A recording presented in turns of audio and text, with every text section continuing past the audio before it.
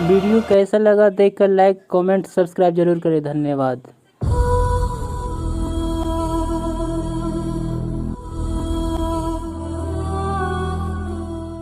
पटना जाला अच्छा अभी तब देख लेंगे फिर पछुआ लेंगे तब सही बोले थे कोई ऐसा रोड था वो बोला वो कुछ बोले वही रोड हुआ सब बोले ना शॉर्ट है तो हम लोकेशन में देखे थे तो अच्छा 2 मिनट की तो अभी 4 मिनट। विज्ञान चाहे जितनी तरक्की कर ले लेकिन मानव के मन में किसी अंधेरे कोने में भूत प्रेतों से डर का साया बना रहता है। यही डर पश्चिमी देश के लोगों को घोस्ट हंटर भूत पकड़ने वाले के पास ले जाता है तो भारत में लोग ओझा गुनी और बाबाओं के चक्कर लगाने लगते हैं। नवरात्रि के दौरान ऐसे ही भूत के भय का नज़ारा बिहार के औरंगाबाद जिले में दिखता है। औरंगाबाद जिला मुख्यालय से लगभग 25 किलोमीटर दूरी पर स्थित कुटुम्बा प्रखंड के महुआ धाम में भूतों का मेला लगता है। महुआ धाम में नवरात्रि के दौरान 9 दिनों तक लोग अपना भूत प्रेत झड़वाने इस भूत मेले में आते हैं। इस मेले में कई जिले के लोग भी अपनी समस्या लेकर पहुंचते हैं। महुआ धाम स्थित मां भगवती के मंदिर के सामने प्रेत बाधा से पीड़ित लोग पहुंचते हैं। यहाँ खुद वह झूमने लगते हैं और अपनी परेशानी का कारण सबके सामने बयां करने लगते हैं। मंदिर के सामने एक साथ हजारों लोग झूमते हैं। महुआ धाम में भूत प्रेतों की यह प्रथा सालों से चली आ रही है। यह दृश्य है बिहार के औरंगाबाद के कुटुम्बा में स्थित महुआ धाम का। यदि आप औरंगाबाद जिले में पहुँचे हुए हैं तो भूतों से आपकी मुलाकात हो सकती है। महुआ धाम एक प्रमुख केंद्र के रूप में उभरा है। कल तक हीरा सराय के रूप में गुमनाम यह जगह आज प्रसिद्ध है तो यह कारण है कि भूत प्रेत भगाने वाले दैविक तत्व का हीरा सराय में डेरा डाली है। ज़्यादातर वैसे लोग हैं जो भूत प्रेतों की पकड़ से करा रहे हैं और जिनका जीवन पूरे परिवार के लिए एक बोझ बन गया है और इस बोझ को हल्का ठाकुर जी तो है ना कि मम्मी। हाँ वैसे तो साल भर लोगों का आना जाना लगा रहता है लेकिन कुछ खास अवसर जैसे नवरात्र पर भीड़ ज़्यादा देखने को मिलती है। यहाँ एक दुर्गा मंदिर है जो मुख्य केंद्र है लेकिन एक मजार और कुछ छोटे मोटे मंदिर भी दैविक कृपया पाने में कम महत्वपूर्ण नहीं माना जाता है।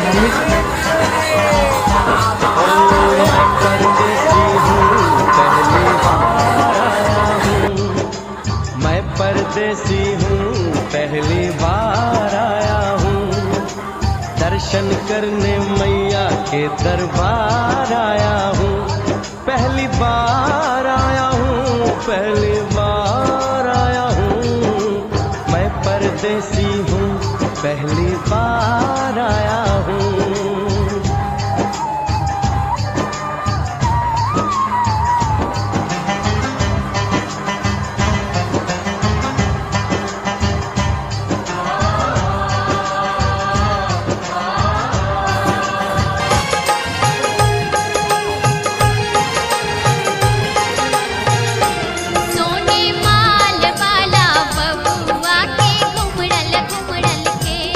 हीरा माल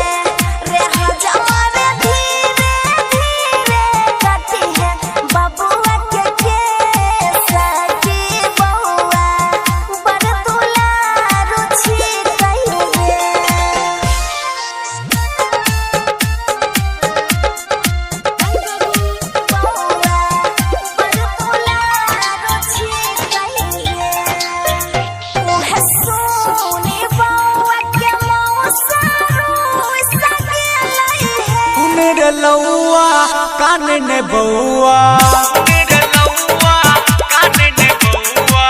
सुने रे लौआ काने ने बउआ बउआ के मौसी रे दत पंसहुआ देहतो धोती कुर्ता गमछा रे धीरे से कटी है रे कमरो ने तकी है बउआ के केस छलम का रे धीरे से कटी है रे कमरो ने तकी है बउआ के केस छलम का रे धीरे से कटी है रे कमरो ने तकी है बउआ के केस छलम का रे सुने रे लौआ काने ने बउआ बउआ के मौसी रे दतो पंसहुआ देहतो धोती कुर्ता गमछा रे धीरे से कटी है रे कमरो ने तकी है बउआ के केस छलम का रे धीरे से कटी है रे कमरो ने तकी है बउआ के केस छलम का रे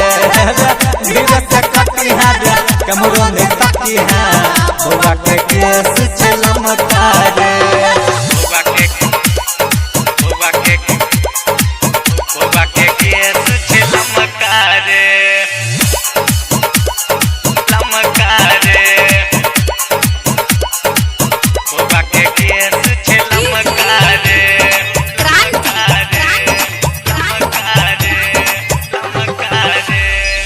बउआ के केस छकारी रे नानी लुटबै हजारी रे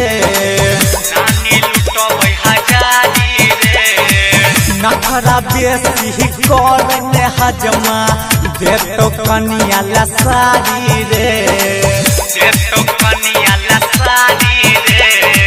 बउआ के मामी देतो सनेसर बेसी जे बाजा भीतर नच देतो केसर बात तू माने हजमा सब का रे धीरे से कटी है रे कमरो ने तकी है बउआ के केस छलम का रे धीरे से कटी है रे कमरो ने तकी है बउआ के केस छलम का रे धीरे से कटी है रे कमरो ने तकी है बउआ के केस छलम का रे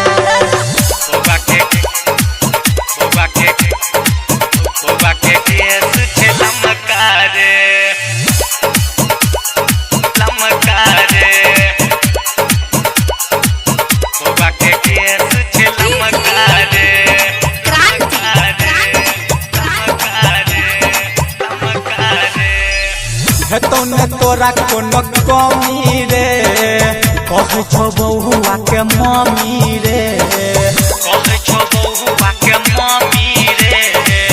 जे जे कबही सब कुछ देतो देखबै ने तू सन सनी रे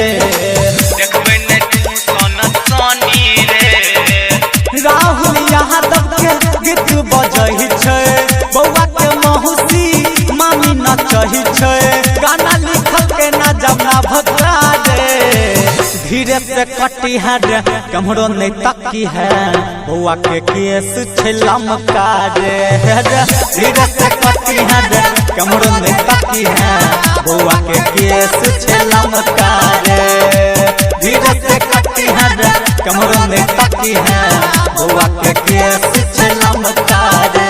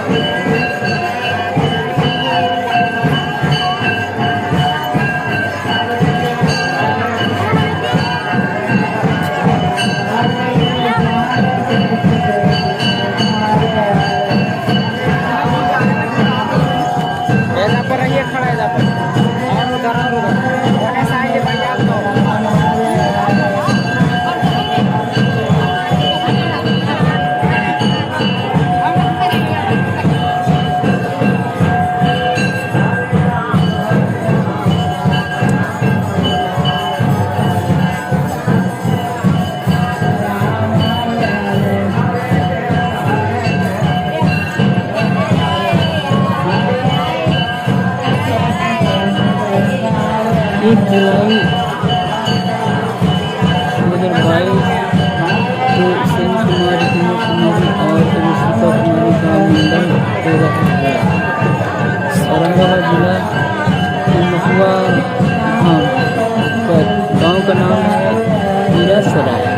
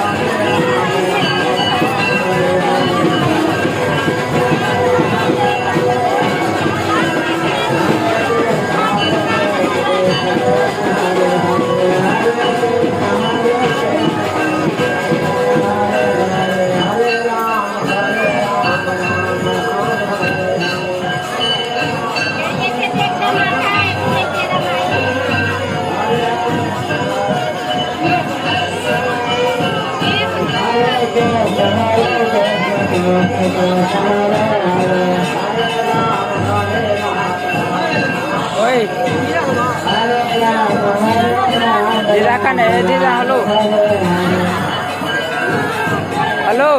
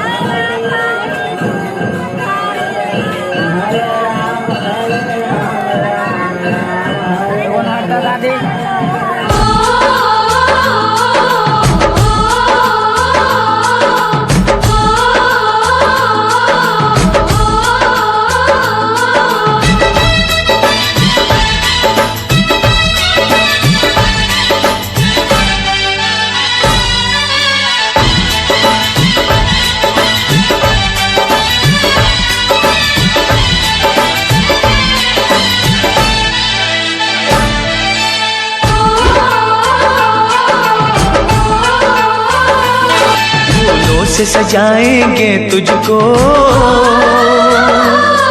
मेहंदी हाथों में लगाएंगे, फूलों से सजाएंगे तुझको, मेहंदी हाथों में लगाएंगे। सावन की रुत है आजा माँ, हम झूला तुझे झुलाएंगे।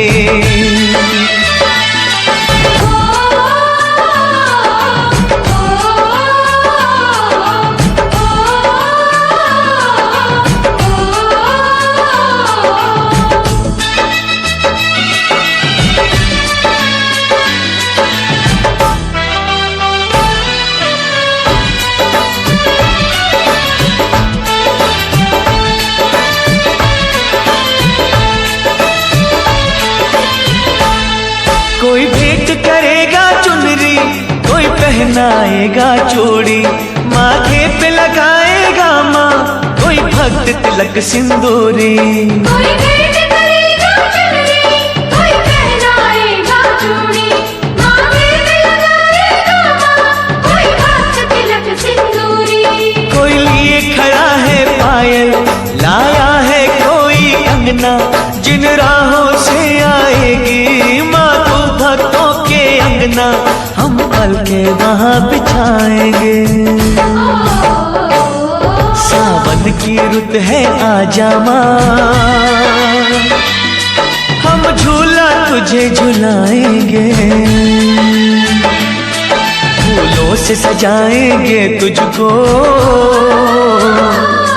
मेहंदी हाथों में लगाएंगे, फूलों से सजाएंगे तुझको, मेहंदी हाथों में लगाएंगे।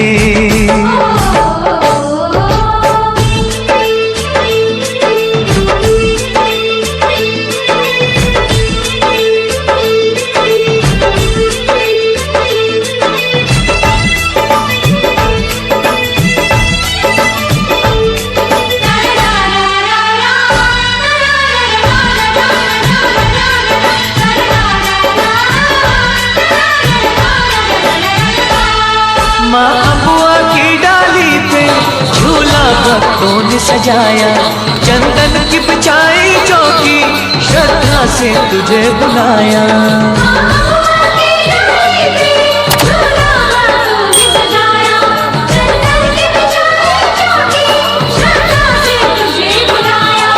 अब छोड़ ये आँख में चोली, आ जाओ मैया भोली, हम तरस रहे हैं कब से सुनने को तेरी बोली, कब तेरा दर्शन पाएंगे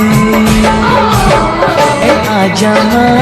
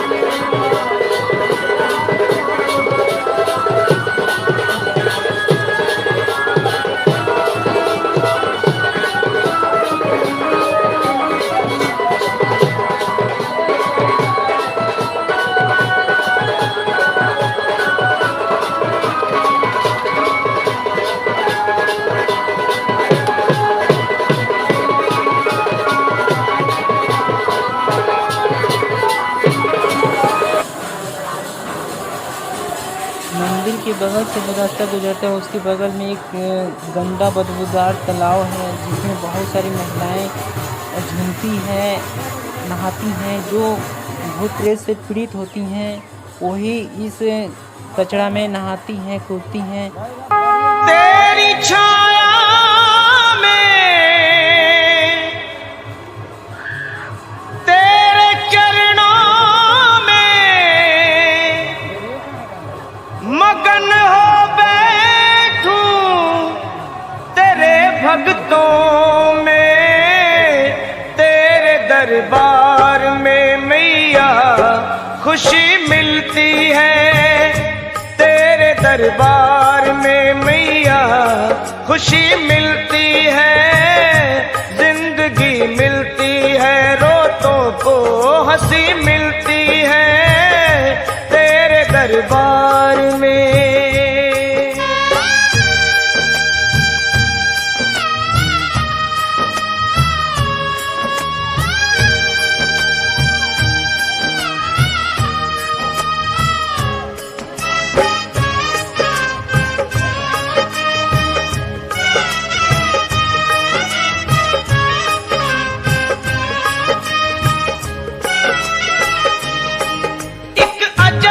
मस्ती तन मन पे छाती है, एक अजब सी मस्ती तन मन पे छाती है। हर एक जुबान तेरे ओ मैया गीत गाती है, बजते सितारों से मीठी पुकारों से, बजते सितारों से मीठी पुकारों से, गूंजे जहां सारा तेरे ऊंचे जयकारों से। मस्ती में झूमे तेरा दर चूमे, तेरे चारों तरफ दुनिया ये घूमे। ऐसी मस्ती भी भला क्या कहीं मिलती है, ऐसी मस्ती भी भला क्या कहीं मिलती है जिंदगी।